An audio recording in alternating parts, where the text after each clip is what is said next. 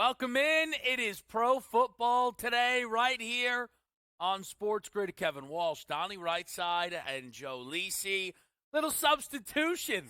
DRS, welcome to Saturdays. How do you feel? Unbelievable. Hey, look, I had a Danish this morning, had a couple cups of coffee, a few monsters here. I'm ready to go. I'm not used to this on Saturday, so the energy is high. I wish any of those things were true. None of them were true. Instead, you're rolling with a mint, and that's it, man. And that's about it. Up good. This guy's stuffed. But we are live with you here for the next 3 hours as we begin Week 18 of NFL action. Of course, no Thursday night football game this week, but we have two today, both in the AFC, Joe, and both with big-time postseason implications. Yeah, first game, you talk about Pittsburgh and Baltimore. Last time in Pittsburgh, 17-10. Kenny Pickett and the Steelers did get the victory. Now it's Mason Rudolph. Donnie, last 7 games have been decided by a total of only 3.5 points per game. The spread right now has fluctuated between 3.5 right now on FanDuel and multiple books. It is 3 in favor of the Pittsburgh Steelers. Lamar Jackson will sit along with a ton of starters in this ballgame, but Tyler Huntley and those backups, I think, can move the football. Should be very interesting, but I think that this game is high-scoring, guys, a little bit later. And then Houston, Indianapolis doesn't get better than this. C.J. Stroud, Gardner Minshew, D'Amico Ryans, and Shane Steichen have done a fantastic job. Coach of the Year candidates a little bit later tonight, guys. Yeah, looking at these 2 games here, Kevin will appreciate this. I mean, come on, Pittsburgh Steelers, Baltimore Ravens, that game's an easy one in the books. The second night game is going to be the tough one. But if we're taking a look at that Pittsburgh Steelers-Ravens game, it is a rainy forecast in Baltimore. We know how much Baltimore cares about winning football games regardless if the entire starting lineup is in there. That should play a factor as well. But also to Joe's point here, bringing up, close games, 6 out of the last 7. How about the last 7 games combined? Pittsburgh Steelers 6-1 straight up against the Baltimore Ravens. So we're in for some good football today on a Saturday, guys. Our radio audience is with us here on SportsGrid across the network, including Sirius XM, Channel 159 with Pro Football Today on a Saturday. Kevin Walsh, Donnie Rightside, and Joe Lisi. Pittsburgh is a field goal favorite, but this is a dropping number that at one point was a 4, and now some 2.5s coming available in the market as people are waking up and betting on Baltimore, which is very understandable. Again, we'll get into the ins and outs of these games. It is not about a 13-3 group versus a 9-7 group, but also you have a backup quarterback in Baltimore against a third-string quarterback in Mason Rudolph. There's a lot there. Pittsburgh, though, is plus 122 to make the playoffs. They do not control their own destiny, but the things that Pittsburgh needs is not super far-fetched. The Jacksonville loss, the Buffalo loss, there are some things that could certainly work out for Pittsburgh, but it all begins here with their game against the Ravens. The night game is straightforward with the chance for more. Texans-Colts, the winner is in, at minimum as a wild card team. But again, the potential for more. The winner of tonight's game, if Jacksonville is beat by the Tennessee Titans tomorrow, a game that'll be started by Ryan Tannehill for Tennessee as opposed to either Will Levis or Malik Willis, then the winner of this game tonight wins the division. Plus 410 on Houston, plus 440 Indianapolis. At the moment, the Jags' price to win the division is unsurprisingly, and it should be, the same as their money line for tomorrow at minus 198. Yeah, I think when you look at the night game, I mean, 2 teams that are doing it in a little bit different ways, right? We see D'Amico Ryans and Houston right now, and their quarterback, C.J. Stroud, just lighting up opposing secondaries, averaging around 260 passing yards per game. Indianapolis giving up around 224 yards on the ground. But Indianapolis, in my opinion, a little bit better rushing attack, right? Jonathan Taylor now back in that offense. Offensive line has been productive over back-to-back weeks. They grind out a victory over Las Vegas last week, 23-20. They get the win, but no cover. But you look at the front 7 of Houston, and I think that's where D'Amico Ryans has really made his footprint in terms of this team, Kevin. Holding opposing offenses right in the area of about 90 rushing yards per game, 3.3 yards per carry. That's got to be the matchup. Shut down Jonathan Taylor, put the game back on Gardner Minshew. If they could get some quarterback pressures, long third down situations, I think they win this ball game. The line opened up at 1. It's up to 1.5. I do favor Donnie Houston in this ball game. I originally thought over because of both quarterbacks, but because this is such an important game, And because the rushing attack for Indianapolis, I think, needs to be important, I'm going under the 47.5 in this match. It is a high number here because it's a de facto playoff game, which means, like, if some of these coaches have the chance to take the air out of the football late with the lead, they're going to do that. But that's not really the MO of both of these teams. C.J. Stroud has been wonderful this season, pushing the football downfield. You take a look at Shane Steichen. I mean, one of the ultimate gamblers in football. He's been absolutely fantastic on that part as well. So if I'm angling for this game, I think Joe brought a fantastic point at this point. If you take a look to yourself and say, how can we stop the running game, right, Joe? Well, there is no tomorrow if you lose this game. So Jonathan Taylor, let's rest him up for the playoffs. Let's not run him into a brick wall tonight. I'm looking for a lot of carries on Jonathan Taylor. And if it does produce big yardage, let's just say 4.5 to 5 yards per actual play, you're going to see the Indianapolis Colts be a tough out in this game tonight. I'm really interested to see how this one plays out. But I sort of agree with you with the under. But there's that chance for me that says both of these Tigers aren't going to change their stripes in this ball game and say, hey, let's slow it down and play conservative and maybe punt on 4th and 1 in the opposing team's territory. I think we're going to get an aggressive football game. You have to kind of do what got you to this point as well. And look, the chance to be in the playoffs and win a division, I still think there's a very real chance. I know the odds suggest that Kevin Stefanski has locked up Coach of the Year. I still think there is a chance that if one of these teams ends up winning the division, Steichen or Ryans could end up as Coach of the Year. But the season, it is somewhat of a free roll. Obviously, neither team were supposed to be here. The Texans, right, were, again, how many people believed in Houston preseason? The list is very small. At least certainly that list, though, does have representation here on the desk. But I am still stunned by the Indianapolis thing. It is so easy to forget that this team has spent the entire season with a backup quarterback in Gardner Minshew. And we can have our fun and talk about how good Gardner actually is. But what we're debating. I think he's maybe the 34th best quarterback, and you guys think he's the 26th best quarterback. Right? I mean, this is not a guy that is pushing for high-level money. That's never been the takeaway from what Indianapolis has done this season. It has been a credit to this team. To your point, though, Donnie, about plenty of Jonathan Taylor, and yes, there will be plenty, the Texans do remain vulnerable against the pass. They allow the second most yards per pass attempt throughout this season as their defense goes.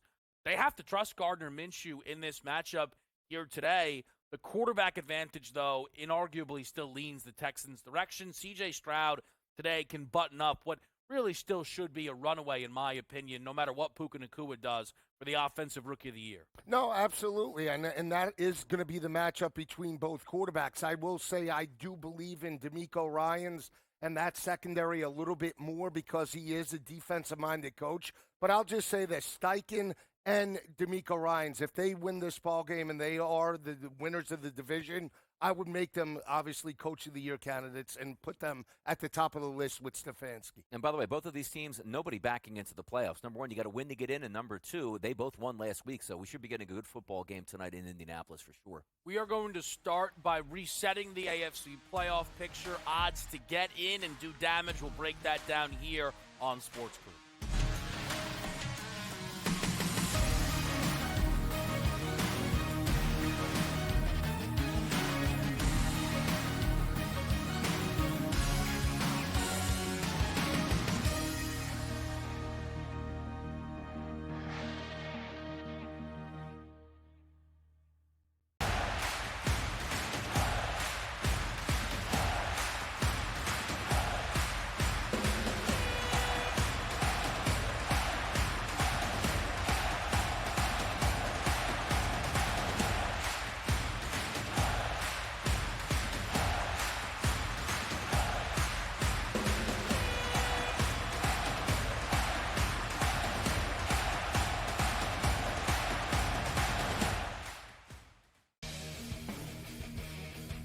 It looked like it was going in. It hit the upright and bounced out and did not go in. There's more scoring in an MLS soccer game than there is this Cotton Bowl. The Chargers didn't know what the hell to do with Staley for years. They're a clown show in Chief. Denver's got this issue, Gabe. Like, the Chiefs must just be sitting there going, wow, what a bunch of brain trust we work with in this division. Sports Rage Late Night, only on SportsGrid. Quarterback at quarterback. We're going to lay some juice. We're going to have some dog prices, and we're going to go right in the middle. Because I don't know what they're doing. To me, they're in a complete rebuild, Kev. go run, run, run. That's where overbackers on this 51.5 shot. So right now we saw a little bit more over money, but it's hovering right around. The winner of this game will be the division I favorite. don't care if they win because all we care about is the money, baby, the money. Pro Football Today. It's smarter to be on SportsGrid. Who are you taking? Well, especially if you know that maybe Kuzma could get moved. Tyus Jones is a free agent. To me, I'm taking Detroit with Cade, with Ivy, with Doran, and then obviously Ashore Thompson, and also because of Monty Williams, I know he's a better coach than that. Betting above the rim. Only on SportsGrid.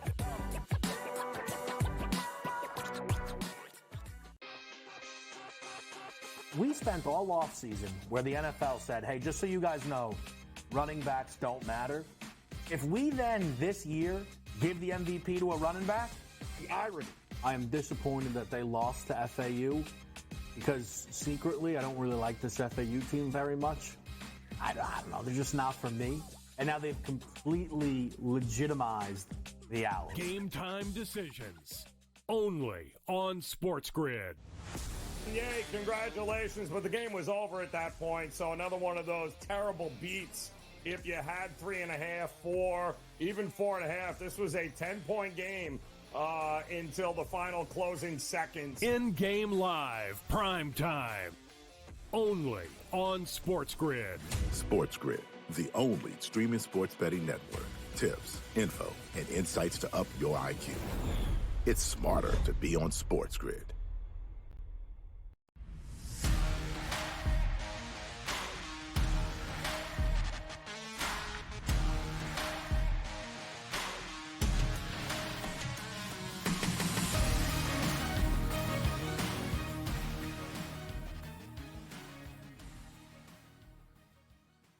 Live on SportsGrid Pro Football Today.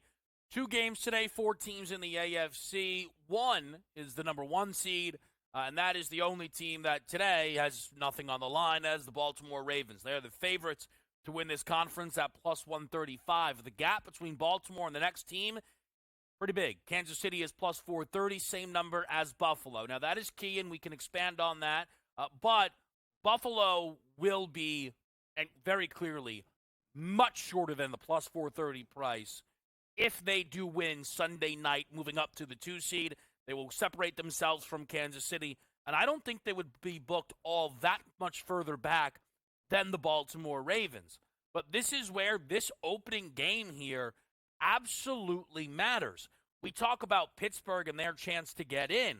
But there is a world that when we get to Sunday night, and for those that do not know, and I'll remind you plenty, Sunday night, 7 p.m., we are back. The Pro Football Today crew, we're giving the whole thing to you for a Week 18 extravaganza. But the Buffalo Bills, if the Steelers lose, are in. So the Bills' number right away will go a little bit shorter. But if we all of a sudden end up with a playoffs that does not include Buffalo, Ravens go shorter, Chiefs go shorter.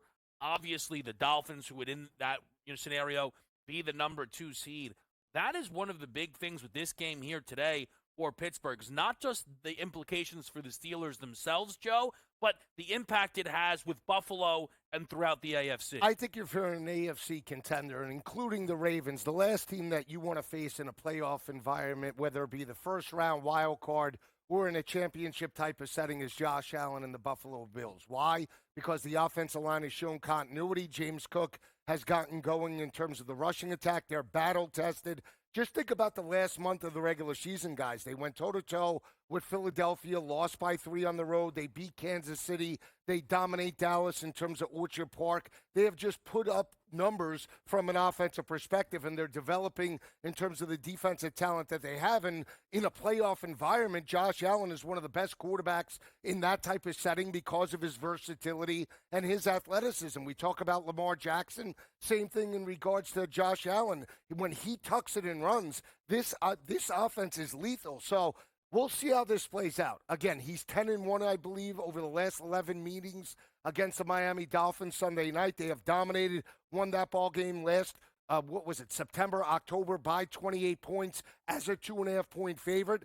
It's not going to be easy, but I still give the edge to the Buffalo Bills because, Donnie, of the offensive defensive lines going into Miami. On the early line this week, we had a segment that called buy or sell. Do you believe if the Buffalo Bills are a Super Bowl contender? Now, this was asked on Thursday, and I said no. I said, well, whoa, you love the Buffalo Bills.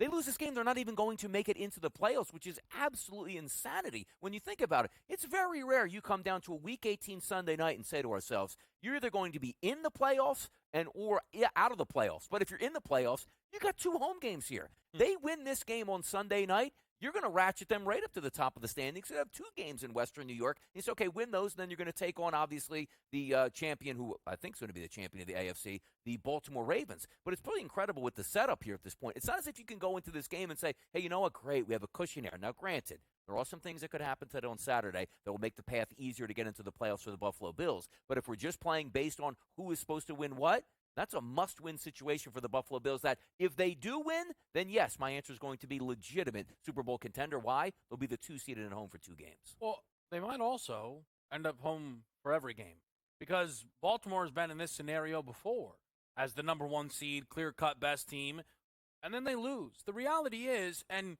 look, every season is different, and this Ravens season obviously has been incredible for those that are fans of DVOA. I believe they are currently having the 3rd best DVOA season of all time. I am not trying to say that every year is the same, but we've seen Lamar win an MVP to be the number 1 seed and then get beat at home by a Ryan Tannehill-led Tennessee Titans team. Point is, that is going to feel possible until the Ravens win that game. So the 2 seed might just have home field throughout. You know, part of the reason Mahomes has never played a road playoff game, he's not been the number 1 seed every single year in the AFC. Some things have broke his way. So that is absolutely possible, and it matters, and it's relevant for Buffalo. As far as this goes here with Indianapolis and Houston, 38-1 on the Texans, 48-1 on the Indianapolis Colts to win the conference. But you compare that to Jacksonville's 17-1. And this is where, if you believe in one of these teams tonight definitively, I think you can make a great argument that they are worth a bet. Because Jacksonville is not a guarantee to win their game on Sunday by any stretch, especially if it's going to be Beathard going in that football game. I believe we still have uncertainty as to whether or not it will be Trevor Lawrence. Ryan Tannehill is, I won't hear any argument around it, is a better quarterback than C.J. Beathard. So you're now on the road with a lesser quarterback, and it's a lot of pressure with your season on the line. If all of a sudden tonight, and I'm going to use the Texans as the example, win this football game and end up the number 1 seed, look, I know the Browns have been amazing, and I like this Cleveland team. I have futures on the Browns. But all of a sudden you have a home playoff game against Joe Flacco, and you're holding 38-1 on Texans or 48-1 on Colts. You're talking about numbers being slashed majorly if one of these teams ends up winning the division. No, it's a great point. I would lean in that situation. I lean to Houston and C.J. Stroud. They're younger. They don't know. They're playing fast and loose, right? They just step up each and every week, and they got a very gutty road win against Joe Burrow when he was in that lineup, 30-27. DeMeco Ryans a defensive-minded coach. That's great value if you could get one of these teams, if you feel that they can win this ball game tonight. Here's the thing. I agree with you in terms of Jacksonville. They have lost their identity. They got it going last week. They got back to the rushing attack with Beathard at the helm, Travis Etienne, 100 yards. But you look at the back-to-back road games for the Jacksonville Jaguars against the Cleveland Browns and the Tampa Bay Bucks. They were absolutely kicked in the chops, lost both of those games by double digits. So there's no guarantee that Jacksonville's just going to get into the playoffs and make a run. If they could showcase the rushing attack, maybe. But I agree with you, Kev. I would take a shot on either Houston or Indy based off of what we see here. For me, it is the Houston Texans because of Stroud and DeMeco Ryans as head coach, Donnie. But you know what the interesting part is, Joe? Because, coming into the season, I expected the Jacksonville Jaguars to not walk away with the division, but win it comfortably here, not coming down to Week 18. Here's the interesting part about the Jaguars, and this is great when we start to talk about handicapping the football team. If you can get the Jacksonville Jaguars of maybe Week 7, 8, 9, and 10 into the playoffs, you say, whoa, you know what? This was the team that was fighting for the number 1 overall seed. The reason I bring that up is Kirk's coming back to the lineup. That is a massive deep threat and a great option for them to sort of take that little bit of a pressure that you would have off of Ridley. But also, if you can tell me that maybe an extra week of rest, if they hold Trevor Lawrence out for this game, and maybe we'll talk to Dr. David Chow about this, and say, yeah, we have no limitations on his shoulder, which means his ankle is another week healed up here. Obviously, another week removed from the concussion. That is massive here for the Jacksonville Jaguars. So, Kevin, I get your point where you're saying, okay, if you can pick between the Houston Texans and the Indianapolis Colts today of where that game is going to go, they'll instantly get slashed by 50%, and you get a great bargain on that. But I look at the same way for the Jacksonville Jaguars. You tell me they wind up in the playoffs with a home game and everybody's healthy on that team, they could do some damage in the AFC. I guess what it comes down to for me, I don't care Lawrence isn't going to be healthy until next year. I mean, what was it, a month straight of after every single game? It's not even just, oh, man, this hamstring's killing him. Yeah. Every week it's a new injury. Yeah. It's from the shoulder to the ankle to the concussion. It's every week. So this guy's going to go out there wrapped up like a mummy and beat the Cleveland. I'm not buying it. And again, he's hated them all year. He's hated them all year.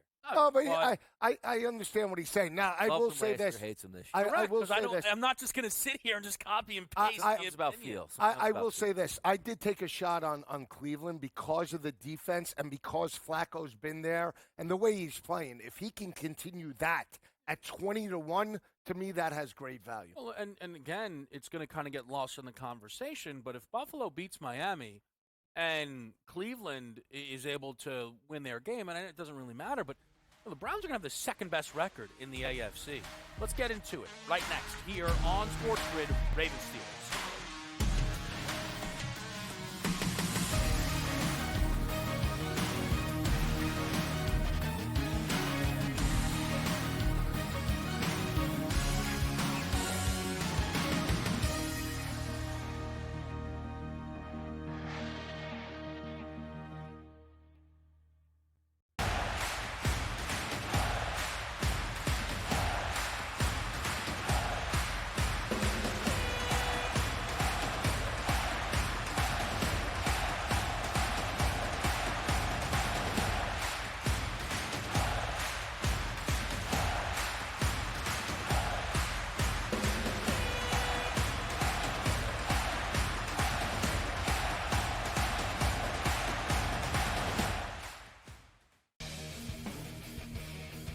It looked like it was going in. It hit the upright and bounced out and did not go in.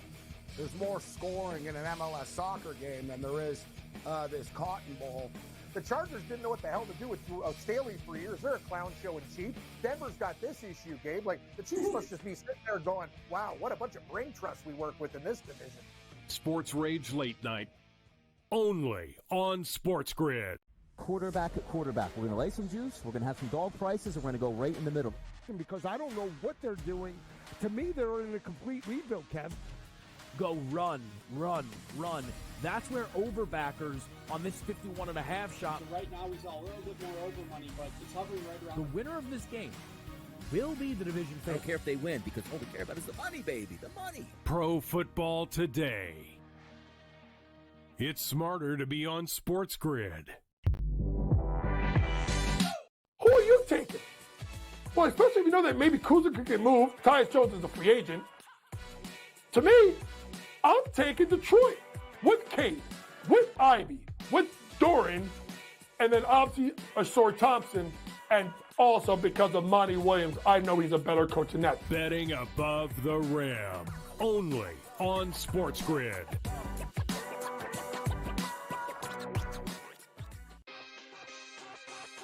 We spent all offseason where the NFL said, hey, just so you guys know, running backs don't matter. If we then this year give the MVP to a running back, the irony. I am disappointed that they lost to FAU because secretly I don't really like this FAU team very much. I don't know. They're just not for me. And now they've completely legitimized the Owls. Game time decisions, only on SportsGrid. Yay, congratulations, but the game was over at that point, so another one of those terrible beats.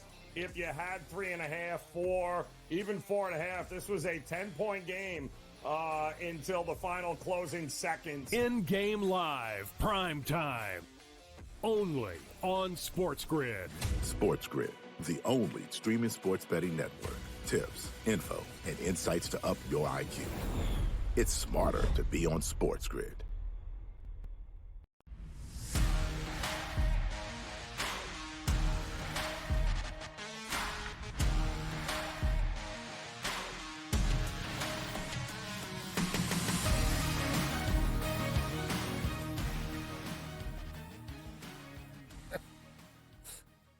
All right, let's start breaking it down here. We are in Baltimore to start off Week 18, a 4:30 kick with the Ravens and the Steelers. First meeting went to Pittsburgh, one of just 3 losses this year for Baltimore. It still speaks volumes to the AFC North that the Ravens have lost 3 times this year, twice in division. That is just how this division plays out. Incredibly, with the Ravens, all 3 losses, there is a level of, how did we lose that game, right? You think back to the overtime loss to Gardner Minshew and the Colts, the 2-point blown lead, ultimately 2-point loss against Cleveland, and then the madness that was a Pittsburgh game where I believe a punt return was kind of what started to turn the tide, a late Pickens touchdown. So it has been a wild one, but that is kind of how it goes when these teams play. Things get a little bit crazy, and typically the underdog is the way to go. When these teams go head-to-head, or really specifically these coaches, Tomlin and Harbaugh, 23-5-3 against the spread for the dog, which is 82% when the line is 3 or more. And there were certainly accessible 3.5s last night. 19-2. That's over 90% cover rate. Now, again, I get it. Baltimore doesn't care. Yeah, right. Yep. Baltimore doesn't care. Yep. That's complete nonsense, and we can spend this entire segment debating. The Ravens care about beating the Pittsburgh Steelers. Always have, always will. The Steelers go into it today needing it more. They're also laying a field goal against the Baltimore Ravens. Preposterous. This line is at least a field goal wrong. Talk to me, Joe. Well, Yeah, go ahead. Yeah, I know. Zag it. Yep. He loves it. I will just say this. You look at the Pittsburgh Steelers offense, right? They're averaging 115 rushing yards per game. They're throwing for an average of 189 yards per game. It's been a revolving door with Kenny Pickett, Mitch Trubisky, and now Mason Rudolph. But Mason Rudolph has stretched defenses over the top in terms of back-to-back weeks, put up 30 points against Seattle and Cincinnati, respectively. Donnie, 282 passing yards in both ball games. He's averaged 2 touchdowns, no interceptions. We saw George Pickens get involved, Deontay Johnson. There's an added dimension now that Baltimore has to defend in this ball game, and that's why I do give the edge to the Pittsburgh Steelers. I think they can throw the football, open up the rushing attack for Jaylen Warren and Najee Harris. And even though Tyler Huntley is starting for Baltimore, with backups in this matchup, I could only look to the Pittsburgh Steelers. I think they're the more physical team heading into this matchup because it is backups. Give me the Steelers, but I love the over, guys. 36.5 down to 34.5 because Pittsburgh is throwing the football. They need the game. Points aplenty. Give me the over. Well, we'll see how the weather conditions impact this game because that's primarily why it's so low at 34.5. We're expecting probably some snow earlier in the week, but that's not going to happen. But still, some rain might limit that passing game that we talk about. But also, if we're looking from a Pittsburgh Steelers perspective, too, I expect them to win this game. They need it. Baltimore doesn't. Let's remove that from the equation here. The one thing that we do know about professional sports, it's not college football. It's not a wholesale change like, hey, nobody's going to start at all. It's all second and third stringers. It's not enough players on an NFL roster in order to do that. But also keep in mind in this, you might see some of these starters, offensive linemen, defensive linemen. Hey, you know what?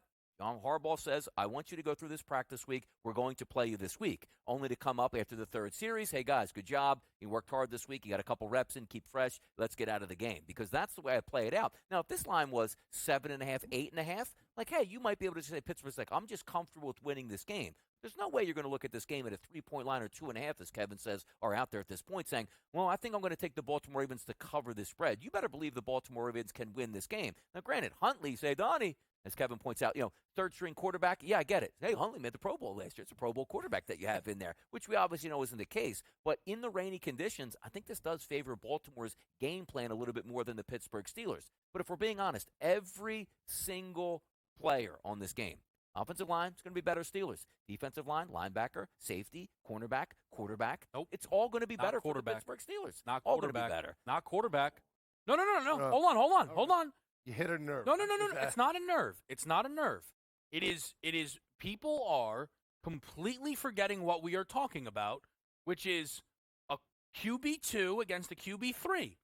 But Mason Rudolph has had 2 good weeks. And go, come on. Yeah, but you could say in the past he was a QB1, though. This isn't just a true third stringer, just a way that breaks down on that roster.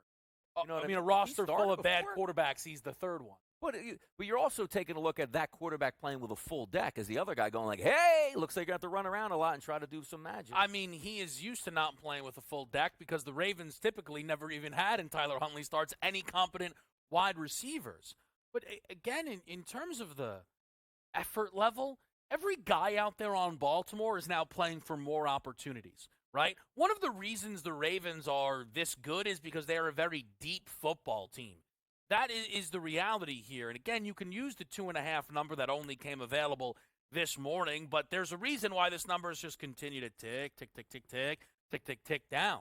And that's where we are. Let's not forget the starters of the Steelers lost at home to Zappy and Arizona.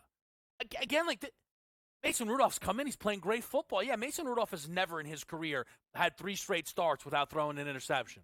Today he's going to throw a pick. Or are we going to get more clean Rudolph football here? It is possible. I mean, they're calling the game plan very good around his strengths, and you saw the wide receivers step up. That's why I like the over here, because you look at both games, 30-plus points. Pittsburgh's pushing tempo. They try to run the football, be more conservative with both Kenny Pickett and Mitch Trubisky. Now they're starting to open it up. The season's on the line. It's throw the kitchen sink at the Baltimore Ravens. Now, I lean to Pittsburgh in this matchup because of how well Trubisky's played, because he hasn't turned the football over, and because they have been a little bit more consistent in terms of the passing attack. But I'm going with the over. That's why, because you have Tyler Huntley in there and the way Mason Rudolph is playing, I mean, he's throwing for and averaging in back-to-back games 100 yards more than what they've done all season long. So obviously they're getting chunk plays. They're getting those playmakers involved. If I had a pick, if you're going, Pittsburgh needs a game. Tomlin's on the road. He's got a hot quarterback. I'll lay the 2.5 going up against backups outside of Tyler Huntley. That's where I'm looking. Here's the thing with Tomlin, right? And I don't know. Maybe I have. You only bet him as a dog, right? No, but so we go into the Cincinnati game, right? Against Jake Browning. He's catching points at home. Yep. The two of you tell me, well, the Steelers are completely dead. They have no chance. Have we not seen what they've done for 3 weeks? Yes. And I tell you, but this is what Tomlin does. Here's the other thing Tomlin does. On the road as a favorite, how do they lose this game? They lose it every time. Every time. They just sneak through being 500 for the last 5 years. But you love Tomlin all of a sudden now. Because you last year told me wasn't better than Frank Reich, who lasted 6 weeks in Carolina. Look, if Frank Reich had Mason Rudolph, he's legitimately hanging around here still in Indy. But if I'm just looking at the game optimistically here, the Steelers are going to go against backups here in a game they need, and they're playing. You could argue the Steelers are playing their best offensive football by a wide margin heading late into the season. I'm not saying Baltimore's not going to try. I give them their props all the time. I love Baltimore. I love the fact that this game doesn't count for them because I do still want them to win the Super Bowl. But if I'm just being honest with an assessment across the board, I'm getting a very good offense here for the Pittsburgh Steelers going against backups for the Ravens, and I don't have to cover 14 points like the Washington Commanders might have to cover, or getting points from the Dallas Cowboys. It's one side or the other. I'm just playing it optimistically. I think the running game will work, why? You have a passing game that's opening up the running game. Najee's been good. Warren has been good. I'm just saying, look, a 4-point win today by the Steelers, that shouldn't be that hard to get for them. It shouldn't. In 2019, the Ravens had the number 1 seed locked up. So RG3 was the quarterback for Baltimore in a Week 17 game against the Pittsburgh Steelers, who needed it to get into the playoffs. 28-10, RG3, missing starters at every level. Over. Sure, great. And I know that's all you care about, but Well, here's the thing. Let me ask you this: how does it? Let's go through the game plan, game flow. Yeah. If I'm Pittsburgh, I get the ball first drive, whatever it is. 75 yards. No, you want to push. You want to obviously push tempo. You want to see if that passing attack can travel on the road, right? They put up 30 points against Seattle last week. That was a back-and-forth game. They jump out early. They had to hold on to win that ball game by 7 points. They beat 2 pretty good teams. I don't know about elite teams, But Cincinnati and Seattle are above average. They put up 30 points plus on both of them. But do you wait out the Baltimore Ravens starters that might be in the game still? Hey, you know what? Let's just hang in early because I know in the second half this football team isn't even coming out here. Do I want to press it and turn the football over and make it a game where the Ravens go, hey, we can actually win this? Well, I think, or do I just take a small lead at the half and be like, you know what? Second half, we're going to dominate this. See, if I'm Harbaugh, I want to get as much young guys involved because of depth, because you don't know what's going to happen in terms of a playoff environment. Guys go down. Look at Kyle Hamilton a couple of weeks ago, gets nicked up. You want to get players involved, whether it be for a round one game or an AFC championship game, because you need those type of players, role players in terms of a playoff environment, step up each and every year. So you want to play your young guys. You want to be aggressive. If I'm Tyler Huntley and I'm John Harbaugh, I want to put the ball in his hands. I don't want to just run it. I want to see what he has in case he's called upon should Lamar Jackson get injured in a playoff game. Huntley and the Ravens probably should have beat the Cincinnati Bengals last year in the wild card round. Now, they didn't, but again, like that, they're not working with a quarterback who's not going to be comfortable in this spot, which is one of the reasons I'm going to take Huntley over a half a passing touchdown here, which is at minus 122. You're in on the. Look again. It's relatively low. It's just Mason Rudolph today against a defensive coordinator who is bucking the trends of don't hire defensive guys. Mason Rudolph? Yep, over Hamlin, over Joe Flacco. All right, listen, case is in. Again, folks, the Steelers need it. Tough breakdown next. Both teams need it. A tie? Be right back here on Pro Football Today.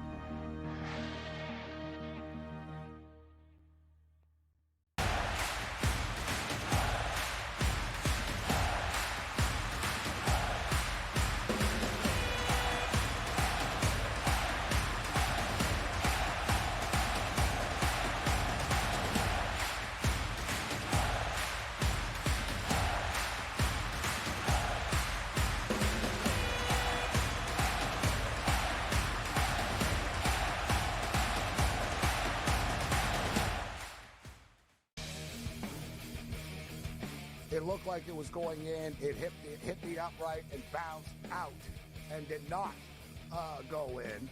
There's more scoring in an MLS soccer game than there is this Cotton Bowl. The Chargers didn't know what the hell to do with Staley for years. They're a clown show in chief. Denver's got this issue, Gabe. Like, the Chiefs must just be sitting there going, wow, what a bunch of brain trust we work with in this division. Sports Rage Late Night, only on SportsGrid. Quarterback at quarterback. We're going to lay some juice. We're going to have some dog prices, and we're going to go right in the middle. Because I don't know what they're doing. To me, they're in a complete rebuild, Kev. Go run. That's where overbackers on this 51.5 shot. So right now, we saw a little bit more over money, but it's hovering right around. The winner of this game will be the division favorite. I don't care if they win because all we care about is the money, baby. The money. Pro Football Today. It's smarter to be on SportsGrid. Who are you taking? Well, especially if you know that maybe Kuzma could get moved. Tyus Jones is a free agent. To me, I'm taking Detroit with Cade, with Ivy, with Doran, and then obviously Ashore Thompson, and also because of Monty Williams, I know he's a better coach than that. Betting above the rim, only on SportsGrid.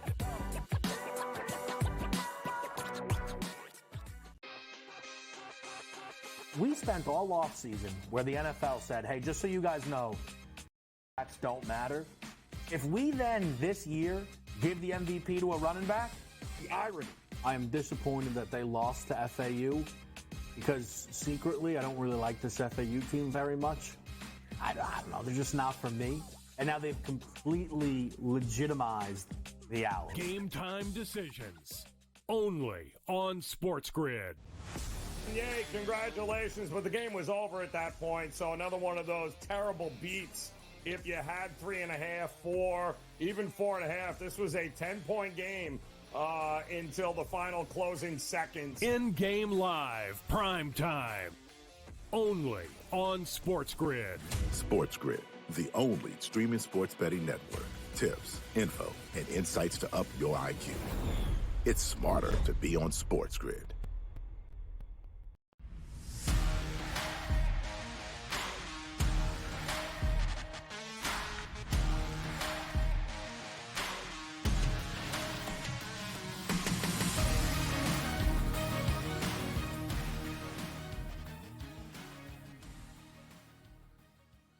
Coverage of Week 18 in the NFL continues. We move to the night game, the Indianapolis Colts against the Houston Texans, a 1.5-point line in favor of the Texans on the road, minus 126 to win this game. 47.5 is the total. For those unaware, to reset it, winners into the playoffs. There's a world where ties happen, things get crazy. Can't. But the winner is into the playoffs. And with a Jags loss on Sunday, which some think is possible, others think it is not, that's fine. We'll handle that tomorrow. You would win the division. So this is the biggest game we have seen all season long when we talk about what is on the line. I think the tricky thing for bettors, just again kind of reading this number here, if this was in Houston, the line would maybe be 4. I think you would get a lot of people that would say, close game, a lot on the line, give me the points. Colts could win it outright, and maybe they hang, and this game's decided by a field goal. But a 1.5-point number, Joe, is going to force people to pick who they trust the most. Who do you trust? I trust C.J. Stroud in Houston, and it's twofold. I trust their front seven that's only given up around 88 yards per game in terms of rush defense, 3.3 yards per carry. And how does Indianapolis attack this game from an offensive perspective? You look last week against Las Vegas, Jonathan Taylor, 4.4 yards per carry, 96 yards on the ground, a touchdown, really spearheaded that effort. Gardner Minshew works off of play action. But again, you look at now the offensive perspective for Houston, right? What does Houston want to do? I think they'll push tempo with C.J. Stroud, but I also think they can run the football with Devin Singletary. I don't think they just line up and run the football, but I think they throw to open up the run later in this ballgame. Indianapolis has given up 127 rushing yards per game, over 4 yards per carry. So I think they could pick their poison. I still lean to DeMeco Ryans. I think he's a better defensive coach than Shane Steichen and that defensive staff. I watched that ball game last week play out in Indianapolis. They jump out to a big double-digit 10-point lead, had to hold on. Las Vegas was in striking distance all the way through the second half. Devontae Adams had a huge second-half performance. I think Nico Collins could break out. Give me Stroud. I'm laying the 1.5. Again, lean to the under because I think in the second half maybe both coaches get a little tight because of this game's importance. But I like Houston to win this ball game on the road, Don. And by the way, defense does travel, and we're looking at a rushing attack here for the Indianapolis Colts that might struggle a little bit today. And I think that's going to be the breaking point. If they can have success, we're talking about the Colts on the ground, I think they win this ball game. But then again, there's the crux of the argument. Last 4 games, you want to take a look at this Houston Texans defense on the ground. 79 yards for 3 yards per carry, 66 yards for 2.2, 54 for 1.8, and then 53 for 2.5. So if you can loosen up that ground game, which Jonathan Taylor. And the reason why I like Jonathan Taylor today is it's one of those games where maybe you gave it to him a little bit easier along the season if you're Shane Steichen. Hey, look, we'll get you 15, 16 carries here, but we need you for the long haul. Coming up after the first 4 games, ankle injury / I'm holding out for my contract, and the good vibes are back into the building. Then he gets banged up during the season. But there is no tomorrow if they don't win this football game. So I don't look for them coming into this game saying, hey, let's take it easy, 10 to 12 carries here. Even if it's working or not working, we got to throw the football. I think you can attack them on the ground today, and if you do soften that defense up, over the top is going to be very good here for the Indianapolis Colts. It's a really hard game to break down. The 47.5, I think it's right on point. I think it's right around that number. I still would lean towards the over here, but I'll take the home team, the Indianapolis Colts. Also, let's keep in mind, Gardner Minshew's been around the block. Has he won monster football games? Not necessarily, but you know who has never been in this spot before in the NFL in a win or get in on the road in the dome environment? It's C.J. Stroud. Not saying he's going to underperform, but I like the matchup here with maybe I get the veteran guy at home in his own building getting a little bit of points here. I'll take the Colts. Can I say that Stroud's played in bigger games because of the semifinal against Georgia, though? Gardner Minshew before this year was 1-3 in primetime games. He has won both that he has played this season, including the awful game against New England that we watched that morning when we were live for PFT on a Sunday. And it is not as simple as the quarterback of Stroud is better than Minshew. Obviously, it matters, and I certainly trust C.J. Stroud a lot more. But I also think defensively. Now, the Texans do allow, as I've said, the second most yards per pass attempt of anybody in the league. So I actually think today is a spot where they need to trust Gardner and let him rip it a little bit. But that's, again, part of the reason I think the Texans have an advantage here.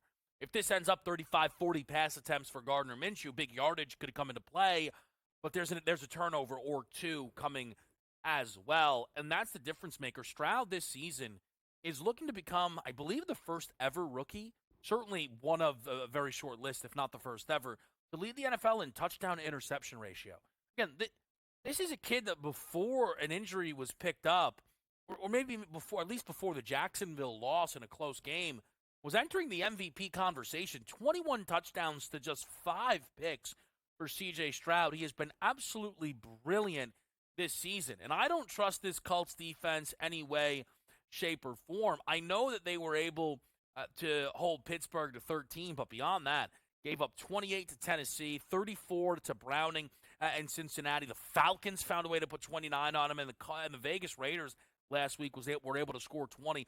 I think the Texans offensively feel far safer in this game, and I think the quarterback turnover more likely comes from Gardner Minshew in this matchup. No, great point. And think about what they did last week against a veteran team in terms of Tennessee. They hold Derrick Henry to 12 carries, 42 yards, 1 of 12 for Ryan Tannehill in that offense in terms of third down conversions. I mean, that is phenomenal. When you're getting more opportunities to score, even though they were at home in terms of that ball game, you're giving your offense multiple opportunities with potentially the more explosive offense in terms of Houston in this ball game. And that's why I do like Houston in this matchup. DeMeco Ryans has done a fantastic job, guys. This was supposed to be a major rebuild. And to have this team potentially striking for a division title is a testament to how he's built this team in the interior. They win this ball game, and they do win the division. I think he should be Coach of the Year over Stefanski. He's doing it with a rookie quarterback, basically a rookie team, young guys across the board, and he's coached them up to a double-digit win season. It's amazing in terms of what he's done in Houston. No, he's done a fantastic job in Houston, and quite frankly, both of these guys, Shane Steichen included, they've been unbelievable, surpassing every wild expectation I certainly had, which means they're in the last game of the season. Both of these teams win, they get in the playoffs. That's an unbelievable job on both ends here. I'm looking forward to this game overall also from a Shane Steichen point of view of staying aggressive. You're staying to the MO they had with the Philadelphia Eagles, and I do think that's going to happen tonight. And they do need a really good game out of Gardner Minshew and Jonathan Taylor and that defense, but there still is something about home field advantage in a must-win game at home in a dome. The place is going to be loud, and I know that C.J. Stroud has played in big games in college football, but this is going to be ramped up another level. But I think we can all agree, too, he's not really a rookie quarterback anymore, right? No. A rookie first for September, October, he's not going to be nervous entering into this game. But I'm just looking for the Colts. You're getting, I think, a little bit of disrespect. Not to say that the Houston Texans aren't deserving of winning this football game and possibly even the division. I'm just going to give the slight nod to the home team in this game. But by far, over these games we take a look at, teams that need it and don't need it, this game is really tough for me this week. Quickly on the Coach of the Year thing, and again, I actually think it should be Shane Steichen in a runaway. Do you? Part of it, I had expectations for the Texans coming into the year. The Texans have obviously beaten the preseason expectations set on them, but when you talk about what has defined Houston's season, it is Stroud and the offense. They need to find a way to make sure Bobby Slowick does not go anywhere, their offensive coordinator. I'm not saying Ryans has not done a good job. I get it, he is in control. Their defense is not very good, and that is supposed to be his area of expertise. I'm not saying he is working with, Pro Bowler, and I get it, but the Colts are an offense-first football team who have played with a backup quarterback all season long. Again, no matter what you guys think of Gardner Minshew, Shane Steichen has had Gardner Minshew for his entire season. They have, I think, the best team total hit rate in all of football this year, and they're right here for the playoffs. The thing is, Steichen is not going to win it if they don't make the playoffs, nor is Ryan, so this game's going to have to be a decider. Look, the Stefanski case is they've had 4 quarterbacks, and Flacco has been brilliant. So Stefanski's going to be getting credit for that is, I think, totally fine. They're an 11-win football team, the chance for 12. I don't think there's anything wrong with that. As far as one of my favorite props in this game, you mentioned Jonathan Taylor. Devin Singletary checks in with a prop of 63.5. Ramondre and Zeke Elliott in that game in Germany had 33 carries for 142 combined yards. They hit the bye week, and they've never fixed their rush defense here in Indianapolis. Rashad White went 15 for 100. King Henry and Tajay Spears combined for 37 carries for $177. Mixon went for 79. We saw the Steelers combo backs go for 73. Algier and Bijan went for 141 on the ground combined in that game. Both had runs for over 30 yards in that matchup. I think that's one of the things that I like here is the Texans don't have to be predictable. There will be plenty of Stroud, but I think Devin Singletary is in line for a really good game tonight. Yeah, 67.5. You can maybe get him up to 80, 90, depending upon how that offensive line plays. A couple of props that I like because he stepped up last week. It's been the go-to for C.J. Stroud. Nico Collins, it was 80 yards last week. You look at his number today, I think he could blow through that. And then to Donnie's point, if you're going to utilize Jonathan Taylor, 13.5 in terms of the receiving game. You get that defense running sideline to sideline. 13.5, guys, for Jonathan Taylor. We know that he can catch the football out of the backfield, screens, short to intermediate routes on a nickelback or a linebacker in terms of checkdowns, especially if DeMeco Ryans brings heat early on to force some turnovers against Gardner Minshew. Love the look for Jonathan Taylor, not rushing but receiving, Donnie. Yeah, and by the way, you take a look at some of those anytime touchdown scoring markets tonight. We're not dealing with a 34.5 like we are with the Baltimore Ravens game. You're in the high 40s. You take a look at Jonathan Taylor, of course he's going to be the favorite at minus 150. Then you have Devin Singletary again, a running back at minus 120. But if we're expecting some pretty good passing options, which both of these quarterbacks have decent number props and also touchdown pass numbers, everything here is plus money. Nico Collins, Michael Pittman Jr., John Mechie III, Dalton Schultz. Dalton Schultz is a plus 250 today for an anytime touchdown, something that should be in your repertoire. But looking just from a value perspective, if you remove the running backs, you get some pretty good options across the board. And there will be a pretty good passing game on both sides today. And that's the thing with that 47.5 total. I mean, you're talking about a number that is nearly 2 touchdowns taller than the game that precedes it in Baltimore. So even in and under, you can get home a ton of opportunity. You know, that game finishes 24-21, 3 touchdowns each team, right? Whoever wins with a walk-off field goal. Just there's 6 touchdown scorers potentially out there and available, so it absolutely can kind of make that difference. One sneaky thing, too, is it appears Zach Moss will be back for the first time today in a little bit, and just how much he's used. The books have decided to hang a 21.5 rushing yard prop on Zach Moss. It's one of those numbers that is wildly light if you base it off of Zach Moss prior to the injury, because even healthy Moss and healthy Taylor, Moss was still getting some work.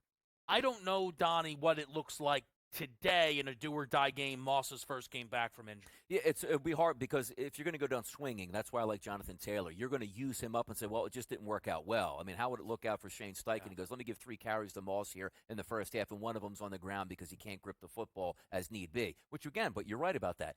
21.5 is one of those, let me spell Jonathan Taylor in the second quarter. He gets 2 carries for 12 yards. You know what Steichen goes? He's going to be available in the second half for me, and away you go. So it's it's a low number, but I can see why it's there. Does he get 2 drives? Exactly. And 4 carries is what you're looking at, because there will be surprise carries as well. Absolutely. So, all right, we are going to come up against the break here. When we come back, we are going to go to a sharp report as we continue to get you set for Week 18 of NFL action.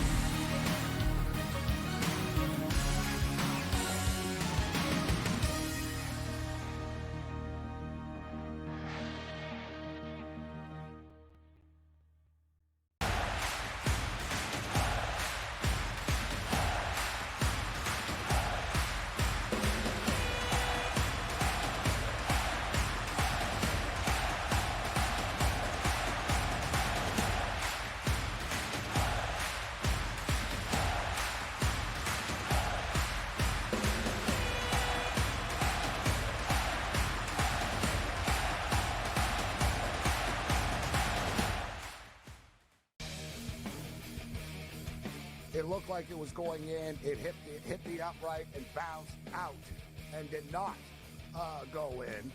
There's more scoring in an MLS soccer game than there is this Cotton Bowl. The Chargers didn't know what the hell to do with Staley for years. They're a clown show in chief. Denver's got this issue, Gabe. Like, the Chiefs must just be sitting there going, wow, what a bunch of brain trust we work with in this division. Sports Rage Late Night, only on SportsGrid. Quarterback at quarterback. We're going to lay some juice. We're going to have some dog prices, and we're going to go right in the middle. Because I don't know what they're doing. To me, they're in a complete rebuild, Kev. Go run, run, run. That's where overbackers on this 51.5 shot. Right now, he's a little bit more over money, but it's hovering right around. The winner of this game will be the division I favorite. don't care if they win because all we care about is the money, baby, the money. Pro Football Today. It's smarter to be on SportsGrid.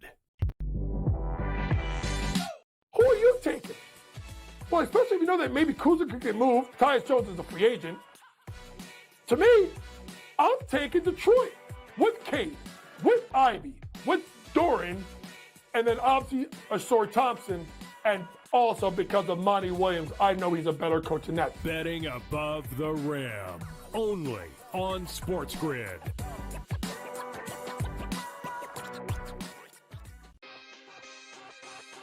We spent all offseason where the NFL said, hey, just so you guys know, running backs don't matter. If we then this year give the MVP to a running back, the irony. I am disappointed that they lost to FAU because secretly I don't really like this FAU team very much. I don't know. They're just not for me. And now they've completely legitimized the Owls. Game time decisions, only on SportsGrid. Yay, congratulations, but the game was over at that point, so another one of those terrible beats.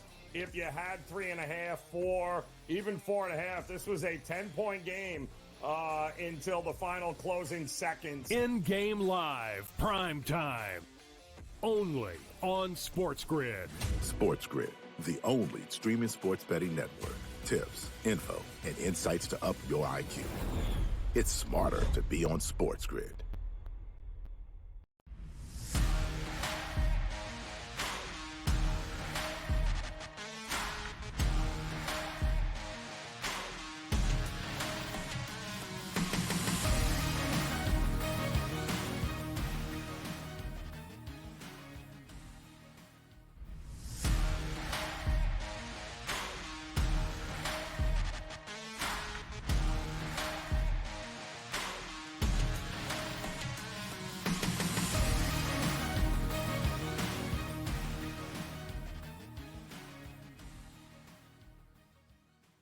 Right back at it here, and Pro Football Today rolls on. Quick segment here, but let's get right to Warren Sharp. He's got some interesting information today with the Houston Texans and the Indianapolis Colts.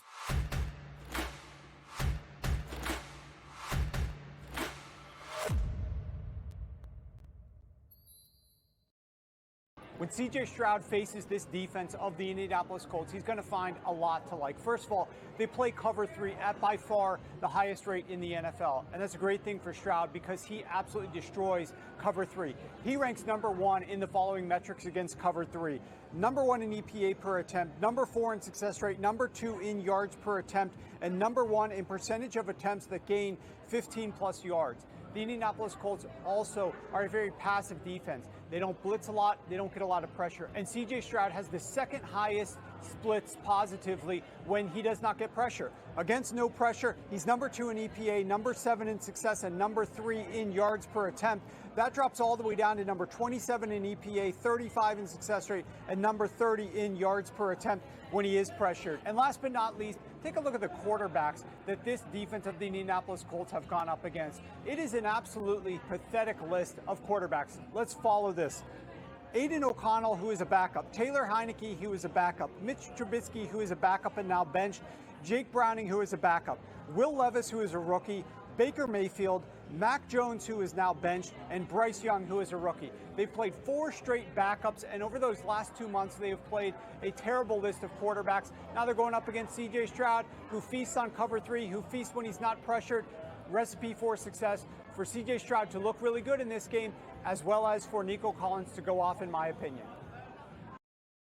Great stuff there for Warren Sharp as we head towards hour number 2 of Pro Football Today right here on the SportsGrid Network. Don't go anywhere.